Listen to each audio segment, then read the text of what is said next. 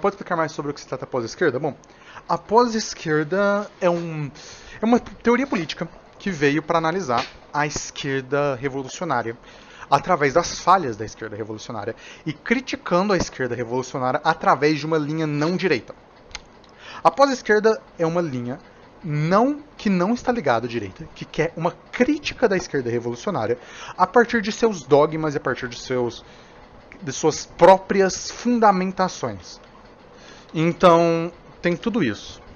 A questão da esquerda revolucionária é que dito que, pela pós-esquerda, a esquerda revolucionária, principalmente a esquerda, e a esquerda em geral, ela critica a relação do que é esquerda.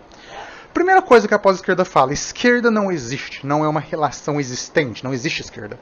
A esquerda é um bando de gente com teorias divergentes, díspares e contraditórias entre si, que estão apenas funcionando em contraste com a direita. Que eles não são direita, eles existem por eles não serem direita. Isso é a esquerda. Aí você vai, por exemplo, pro Deleuze. O Deleuze, ele faz uma análise do absurdismo no ser humano. Ele fala assim que o materialismo, mesmo o materialismo marxista, não é suficiente para explicar a realidade. Não que o materialismo, não que a ciência não sejam úteis, mas eles não são suficientes. Para o Deleuze, algumas coisas são absurdas, elas acontecem. Elas acontecem. Tipo, alguma coisa só acontece, as coisas só acontecem. Não tem uma explicação material, às vezes. Não tem uma explicação racional, não tem uma explicação lógica. Às vezes as pessoas fazem merda porque sim. Às vezes as pessoas fazem algo porque sim. Não tem uma explicação racional por trás disso, às vezes. Às vezes tem. Às vezes não. O mundo não funciona na mesma linha O mundo não funciona na mesma linha de uma realidade, sabe, inconsistente com o materialismo infinito, sabe? Basicamente, o materialismo não é infinito. Essa é a realidade. E existe também a relação de que o materialismo... não, Ed Lost, não. Isso é coisa de facho. Isso é coisa de fascista. Enfim. Não existe um materialismo infinito, eterno na pós-esquerda. A questão é, existem limites para...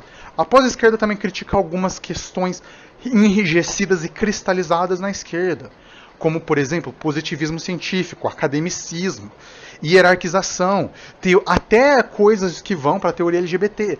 Tipo, a pós-esquerda vai como uma crítica. E tem coisa ruim na pós-esquerda, tem coisa terrível. Mas tem coisas muito boas, como por exemplo,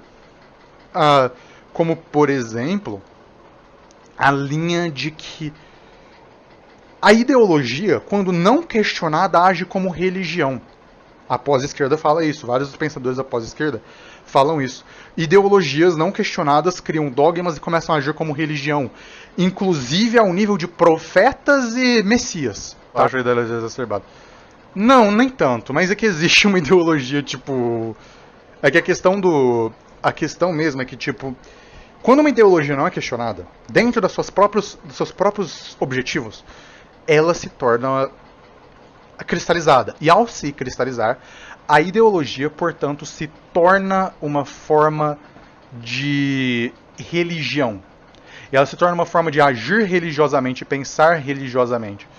E essa é a questão da pós-esquerda. Inclusive, essa questão leva a um questionamento do marxismo como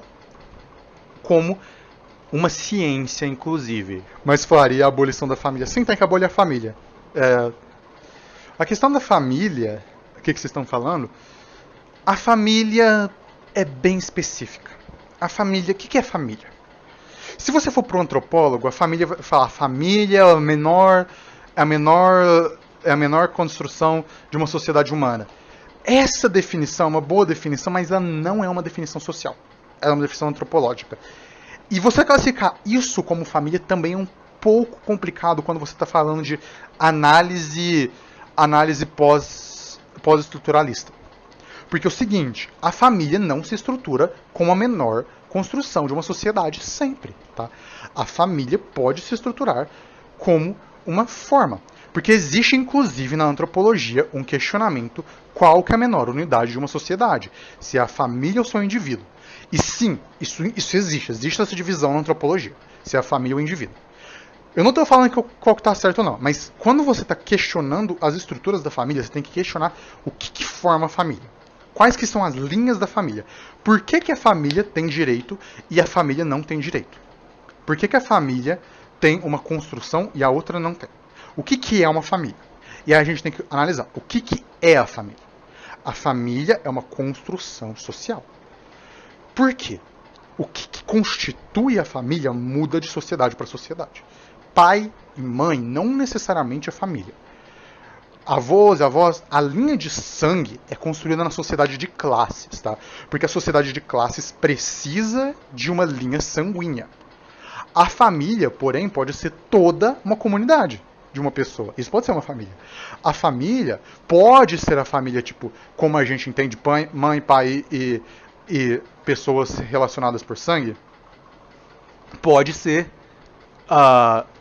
também, só que não necessariamente é. Então, quando você está questionando a família, quando a gente fala de abolição da família, a gente está falando de um sistema patriarcal. Eu tenho parente porque família não tem nem fudendo. Então, a família é um sistema patriarcal. Na sociedade atual, existem várias famílias, sim, existem várias famílias, existem várias manifestações de família, existem várias interpretações do que é família. Então, quando você está falando de família, o que você está construindo ali? Você está construindo um grupo de famílias você está construindo um grupo de pessoas na qual elas são em relação de amor mútuo e independente e incondicional, ou você está construindo relações de sangue? Porque essas coisas são diferentes. As relações de sangue não garantem relações familiares de amor incondicional, tá? Relações de sangue são relações de sangue. Sabe? Isso é uma questão. Agora, famílias são relações comunais? São uma comunidade? O que são? Menores de idade têm direito suficiente? Não tem, mas isso a gente fala outro dia. Principalmente em questão de autonomia pessoal e financeira, tá? Eu falo disso, principalmente autonomia financeira. Menores de idade têm muito pouca autonomia financeira. Pessoal, você, por exemplo, quando você é menor de idade, você é praticamente uma propriedade dos seus pais, tá legal? Sabe, tipo, você é praticamente uma propriedade dos seus pais mandam e você faz... E se seus pais forem abusivos com menor de idade, você praticamente não tem saída. E é muito difícil ter uma saída quando você é menor de idade. Então, tipo, autonomia para você poder sair de casa, para você poder, sabe, fazer essas coisas. E é claro que tem nuances nisso, mas é questão de, tipo... É questão de direitos, sabe? É questão de direitos de menores de idade, de poderem sair de casa, de ter autonomia financeira, de ter, sabe? A ANCAP geralmente defende que os filhos são propriedade do pai. A ANCAP tem que se fuder. Só digo isso. Esse pensamento é comum. É uma visão muito estruturada de que o filho não tem direito. Quem tem direito são os pais e os filhos têm que ficar quietos.